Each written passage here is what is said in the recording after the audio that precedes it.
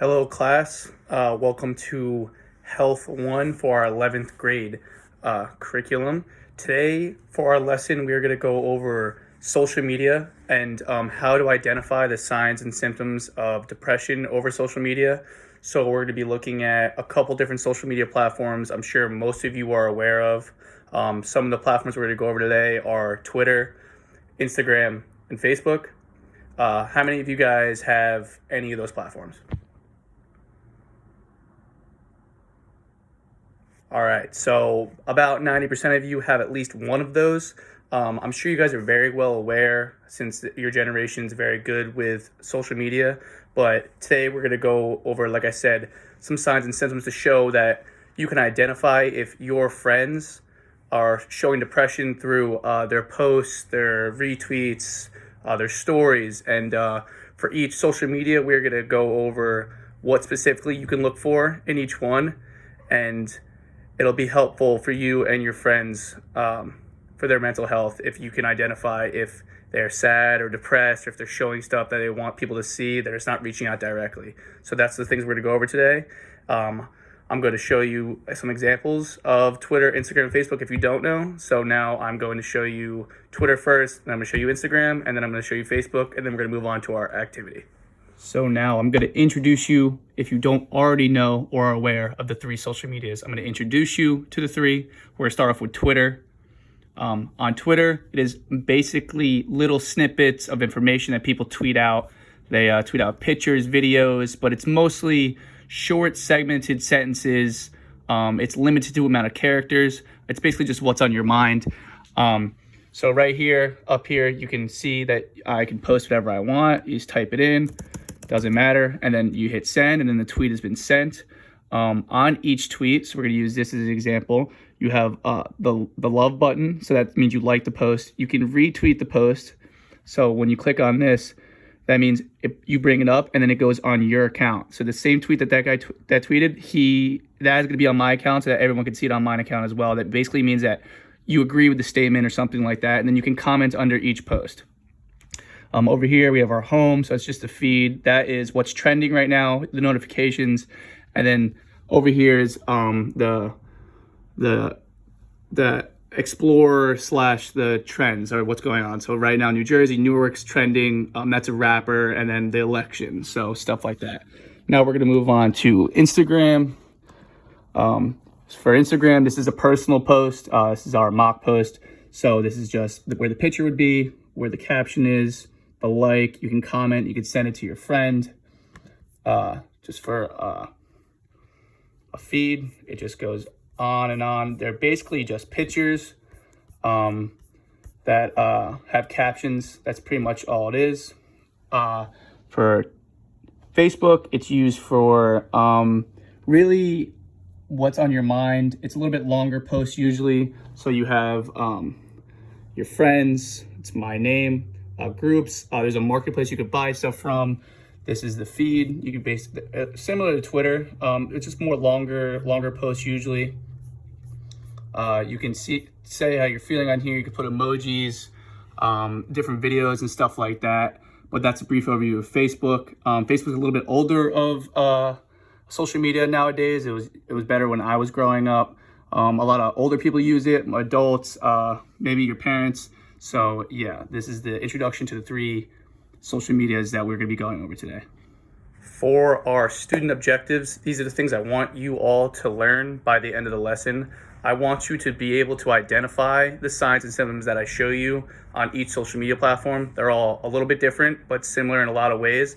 By the end of the lesson, I want you guys to be able to understand the signs and symptoms and be able to identify them if I gave you a question or if you saw them on your own social media.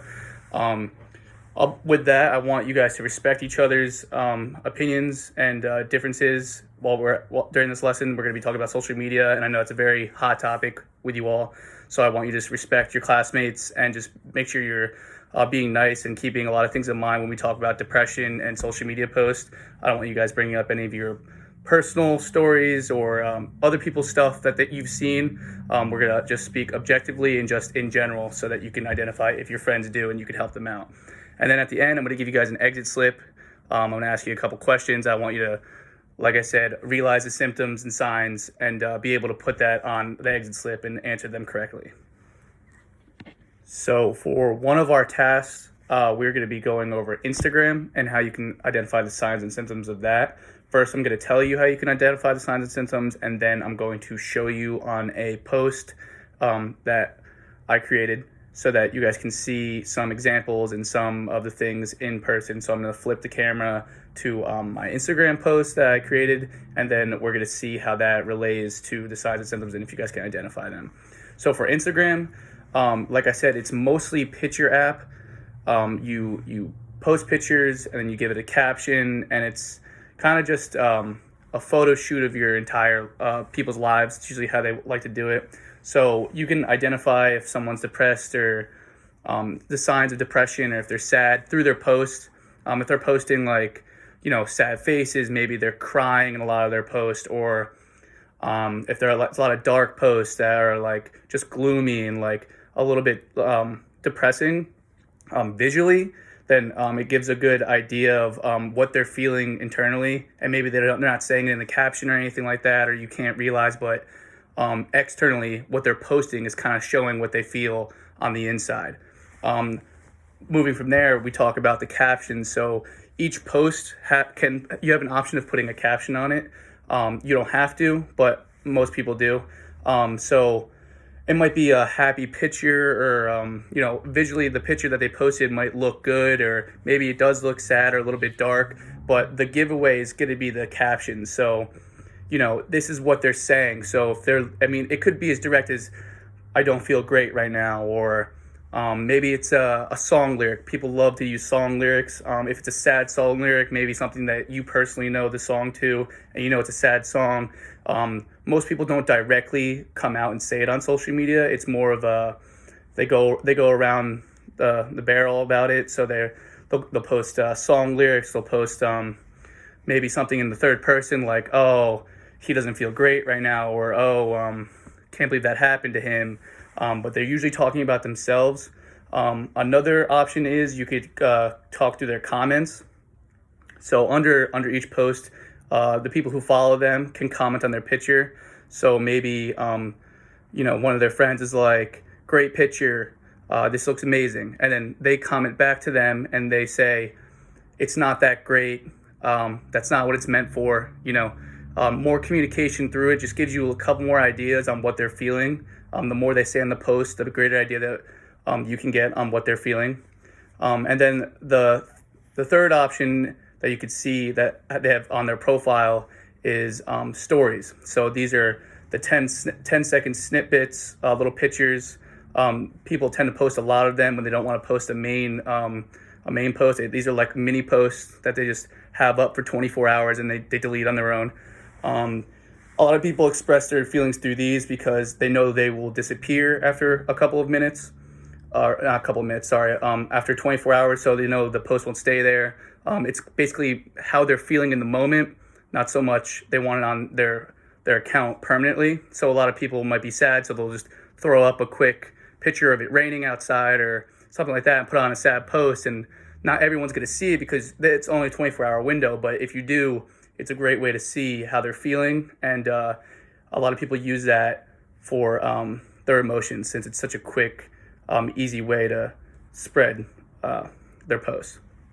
So from here, I'm going to flip the camera around, and I'm going to show you a post that I made, and we're going to go over visually what all those three things I just talked about. So here we have our mock post. It's from Jack, our mock man. The picture is right here. It is literally a black screen.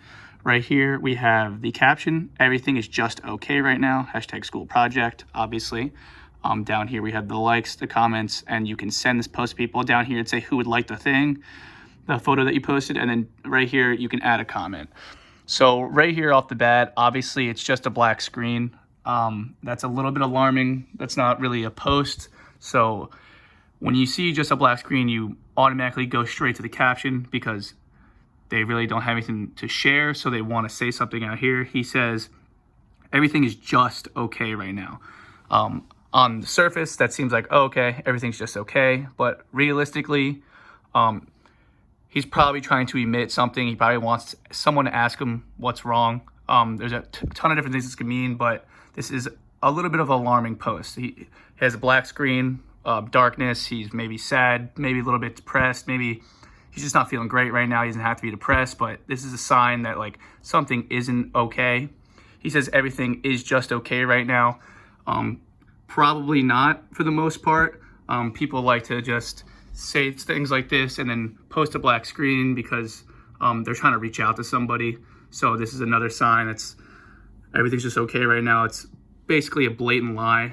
Down here, if I was a classmate or something, I would comment, or maybe I would separately DM him and ask if everything's okay. But this is just a mock draft. This is some of the signs that you can see. A little bit of a lying caption with a fairly dark post. That just isn't a great sign of a healthy, happy, student. So there we go. That is our mock post. Okay, everyone, to wrap up the lesson, I'm going to ask you on a scale of 1 to 10, how much did you like it? So everyone could just raise their hands and throw up fingers, 1 through 10, 10 being very good, the best possible, and then 1 being the worst. So I'll wait for you guys to throw those up.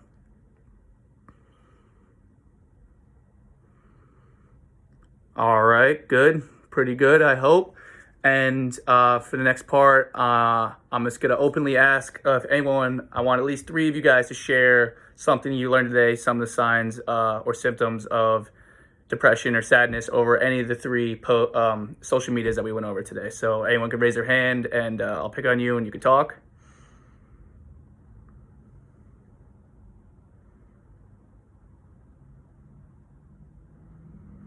Okay, good job, guys.